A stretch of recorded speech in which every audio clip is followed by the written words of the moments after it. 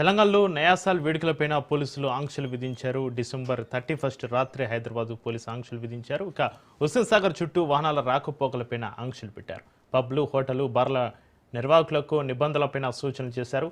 హుస్సేన్ సాగర్ చుట్టూ వాహనాల రాకపోకలపై ఆంక్షలు చెప్పారు. ఇక వేడుకలో మైనర్లకు మద్యం సరఫరా చేస్తే చర్యలు తప్పవని హెచ్చరించారు. ఇబ్బంది కలగకుండా డీజే సౌండ్, వాహనాల నియంత్రణపైన ఫోకస్ పెట్టారు. నేరు ఈవెంట్స్లో సీసీ కెమెరాలు తప్పనిసరని తెలిపారు. కొత్త ఏడాది వేడుకల్లో అశ్లీల నృత్యాలపైన నిషేధం విధించిన పోలీసులు తాగి వాహనం నడిపితే 10,000 జరిమానా, తాగి వాహనం నడిపితే 6 నెలల జైలు శిక్ష విధిస్తామన్నారు. అదేవిధంగా అవుట్డోర్లో రాత్రి 10 గంటల తర్వాత లౌడ్ స్పీకర్లు బ్యాన్ చేశారు. నేరు పార్క్లో డ్రగ్స్ వినియోగిస్తే కఠిన చర్యలు తప్పవన్నారు.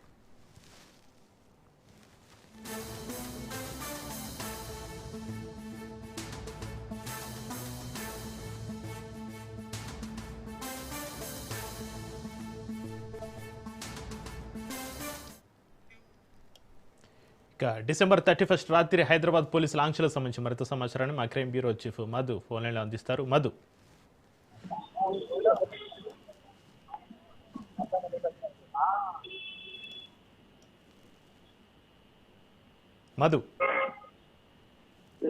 ఇప్పుడు 31st నైట్ ఏదైతే ఉందో 31వ తేదీకి సంబంధించినటువంటి జాగ్రత్తలన్నింటినీ కూడా ప్రస్తుతం పోలీసులు తీసుకున్నారని చెప్పవచ్చు. ఏ మాత్రం కూడా అంటే పర్మిట్ ఉన్నటువంటి ప్లేసెస్ ఏవైతే ఉన్నాయో ఆ పర్మిట్ ఉన్నటువంటి ప్లేసెస్ లో ఉండాల్సినటువంటి సమయం కంటే ఎక్కువ ఉంటే మాత్రం ఖచ్చితంగా కూడా చర్యలు తప్పవు. అండ్ దాంతో పాటు ఒకటి మేజర్ గా మెయిన్ అన్నిటికంటే ముఖ్యము డ్రంక్ అండ్ డ్రైవ్ ఏదైతే ఉంటుందో డ్రంక్ అండ్ డ్రైవ్ అనే దానికి సంబంధించి ఈసారి చాలా స్ట్రిక్ట్ గా ఉండబోతున్నాయి.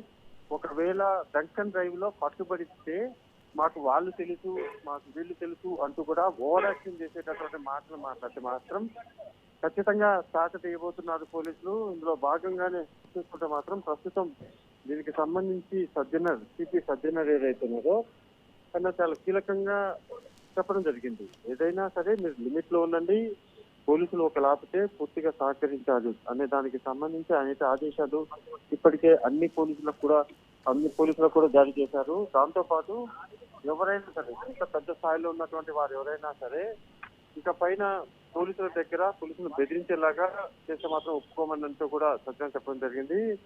అయితే ఈ నేపథ్యంలోనే 31 రాత్రి హైదరాబాద్ పోలీసులు ఆంక్షలు ఏవైతున్నాయో హుస్సేన్ సాగర్ దాని చుట్టుపక్కల వాహనాల రాకపోకలు ఆంక్షలు అయితే విధించారు. పబ్బులు అదేవిధంగా బార్లు ఏవైతే ఉన్నాయో వాటికి సంబంధించి రాత్రి 1 గంట వరకు మాత్రమే సమయం ఇవ్వడం జరిగింది. ఆ తర్వాత అంటే ఎట్టి పరిస్థితుల్లోనూ సమయం మించిపోతే మాత్రం ఒప్పుకునే ప్రసక్తే లేదు అని అయితే పోలీసులు చెప్తున్నారు. సో ఈ నేపథ్యంలోనే మైనర్లు ఎవరైతే ఉంటారో అంటే పార్టీల్లో మైనర్లు కూడా పాల్గొనవచ్చు, తప్పలేదు. కానీ మైనర్లకి మద్యం అమ్మితే మాత్రం ఖచ్చితంగా కూడా ఈసారి సీరియస్ యాక్షన్ ఉండబోతుంది.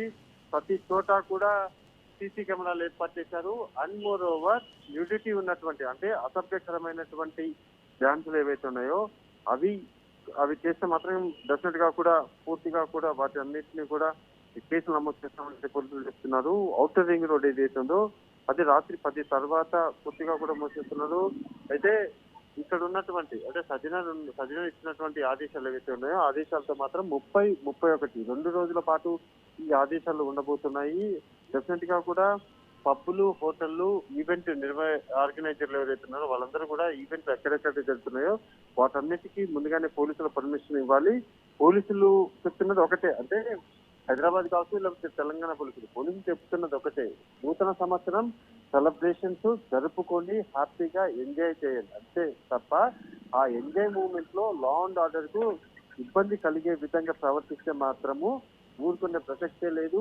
పోలీసులు ఆపితే పోలీసులు సహకరించాల్సిందే, లేని పక్షంలో మాత్రం సీరియస్ యాక్షన్ ఉండబోతుంది. కేసులు నమోదు చేస్తాము.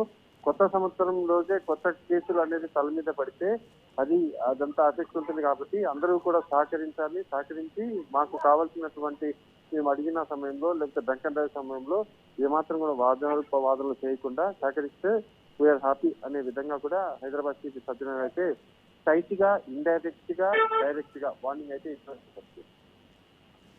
మధు, 31 ఈవెంట్స్ నిర్వహించే నిర్వాహకులు ఎలాంటి నిబంధనలు విధించారు పోలీసులు?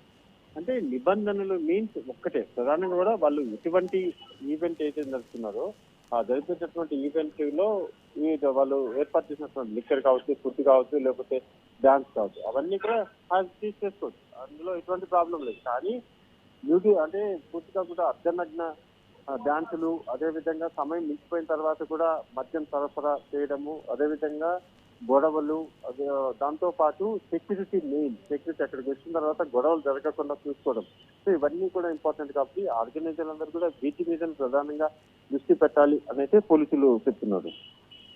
అయితే మధు, ఈవెంట్స్కి సెలబ్రిటీస్ని ఒకవేళ ఆహ్వానిస్తే తొక్కిసలాట జరగకుండా, అక్కడ ఎలాంటి అవాంఛనీయ సంఘటనలు జరగకుండా ముందస్తుగా పోలీసులకి పోలీసులకు ముందస్తుగా తెలియజేయాల్సిన పరిస్థితులు ఉన్నాయా? పోలీసులు ఏం చెప్తున్నారు?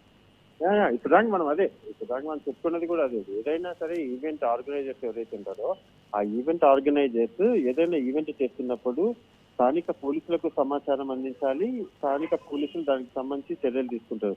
ఒకవేళ ఈవెంట్ లో ఏదైనా సరే ఒక ఇల్లీగల్ యాక్టివిటీస్ మొదలైతే మాత్రం ఖచ్చితంగా అప్పుడు పోలీసులు ఎంటర్ అవుతారు, పోలీసులు రంగంలోకి దిగుతారు.